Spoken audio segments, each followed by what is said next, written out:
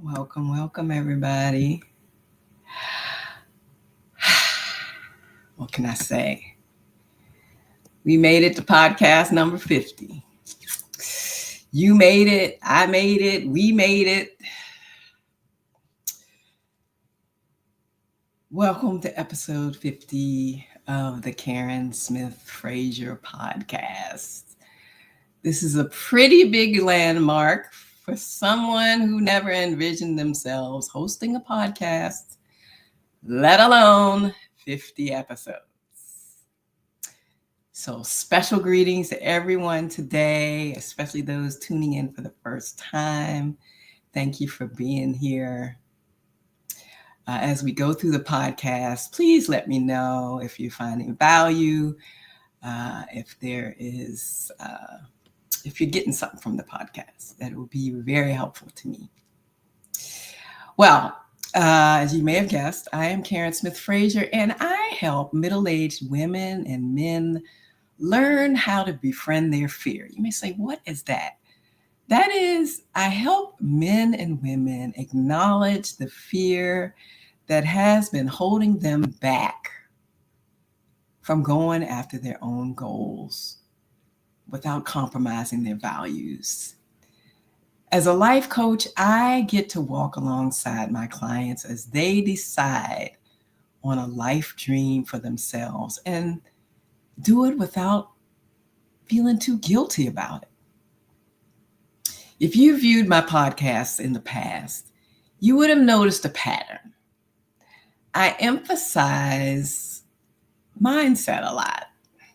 So in today's topic, I want to add some of the secret sauce that can go along with a positive mindset. Because as you may have guessed, a positive mindset alone, while your life has fallen apart, is not going to change the outputs very much. Don't get me wrong, your attitude and the thoughts in our heads are powerful. And powerful enough to lead to some major changes in our lives, but not if they just remain in our heads. So positive thinking can be more, it needs to be more than wishful thinking. Without action, it looks like we are ignoring our problems. Without action, we just keep pretending that everything is fine when we know it's not. Without action, we leave our lives. We live our lives. We leave our lives hoping that everything will work out, and that's a setup for disappointment. There is no way for us to avoid challenges or problems, but what if we transformed our problems into projects? So first, positive thinking plus action solves problems. Your thinking is going to ultimately lead to your results anyway, so why not lean toward the positive side and implement a strategic action plan to get to the destination, to the results you really want?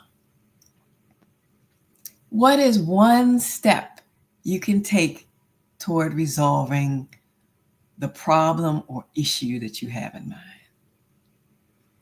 It doesn't have to be perfect. It doesn't have to look like it's making a difference, but we know that our one step is moving us one step closer to our goal.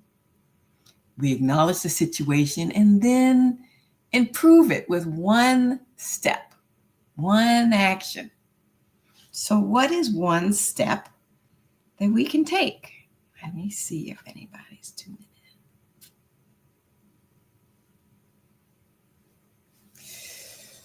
2, notice what you're noticing. Notice the negative thoughts or those thoughts that are not helping you. What are you anxious about? What are you afraid of if you go for it, if you take that one step? Being aware of what you are thinking helps you acknowledge that you are capable of taking an action for yourself in spite of your doubts and fears. So listen to your thoughts, learn from them, and take this opportunity to replace them with positive thoughts that can move you towards your target. Suppressing negative thoughts doesn't really make them go away, if you haven't noticed yet. It just squishes them, pushes them to the side, to the corner, and later they can burst out at any minute. With practice, and when you notice a pattern of stinking thinking that rises up whenever, for example, you want to try something new or you want to stand up for yourself, you'll begin to notice it for what it is. It's a mechanism to keep you in your familiar space, your comfort zone, even if your comfort zone is not all that comfortable. You can think those negative thoughts as you say goodbye to them on their way out. Let's try replacing those with some positive thoughts. Number 3, mindset is important. But if there is no system or strategy to support it, it can be quite reliant on your mood and emotions, just how you're feeling. A system will be needed. Every system has a goal or objective it wants to achieve. So, for example, positive thinking can sound like, I'm going to work out tomorrow morning. But when you add a systemic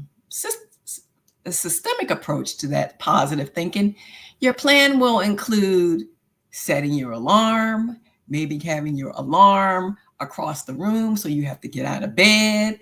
It may include putting your workout clothes out the night before, or telling somebody that you're going to work out and that they should check on you to see if you really did. Systems are a lot more efficient than willpower alone. 4, life is unpredictable. Always has been, always will be. So focus on what you can control. The thing is, it is those things that we cannot control that tend to throw us off our games. Other people's opinions or approval, a chronic health condition, the economy, politics, past mistakes. Why not channel energy toward the things we can control, even or especially when it feels like there is not much we can control? So why not start with how we respond to those things that are outside of our control? We don't have to let the knee-jerk reactions take over. Sure, if someone says something that is off-putting, we could punch them in the nose, which may be what they deserve. But a more responsible and even more positive response may be just to walk away. If it's the economy, we can figure out ways to cut waste from our budget. What projects can we start that address one of these issues or problems we can't control? Maybe supporting those impacted by changing laws, by providing information or resources could be helpful. In other words, being out of control doesn't have to mean a dead end. We can control our daily habits. What are we putting into our bodies? Am I going to floss my teeth tonight? What time am I going to bed? What words am I speaking to myself daily? I encourage you to direct your energy to where it can make a difference, where it really matters. The truth is, the most successful, high-performing people I know of do have positive thinking, a positive disposition, and an attitude of gratitude, and they also have a plan. They have a strategy and act on it consistently, adapting it as needed. So in a nutshell, we can have the most positive attitude and no plan, which can make us hopeful. And we can have the best attitude and strategy and never take action. But it's positive thinking with strategy that we are willing to implement that's needed to move the ship forward. Let's do this. Let's take home 2025 in a big way. Now, if this podcast resonated for you, please let me know in the comments. Follow me, subscribe to my YouTube channel.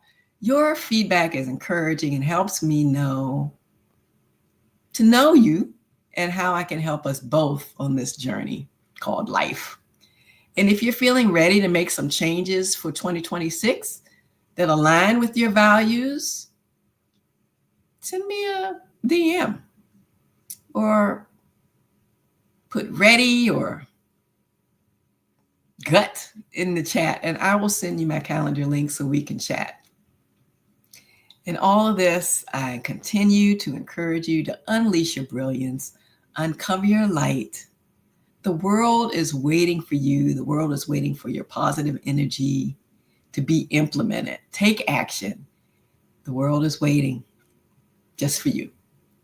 Have a great day, and thanks for celebrating my 50th episode of the Karen Smith Frazier podcast. Take care.